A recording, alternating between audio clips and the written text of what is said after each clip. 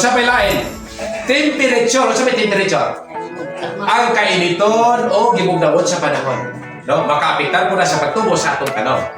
Di ba ingon ko ninyo sa una nga ang atong humay ganahan siya og init nga panahon sa iyang kamatanon, vegetative stage, di ba ingon ko ninyo sa una, 28 degrees Celsius.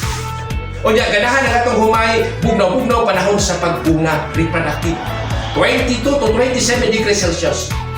Dapat di ba ingon ko ninyo sa una nga, buwangay siyang paluwig. Di ba katong paluwig, May to October?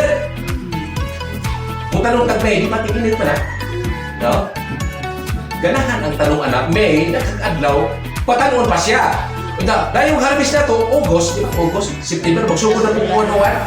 Minus na ang adlaw, ganahan po na itong humayan na kung ganahan. No, walang expected nga kung panuwi ka ni, dako tao. Abot, di ba? Panuwi? Kaya hinguyon man siya sa temperatura. No?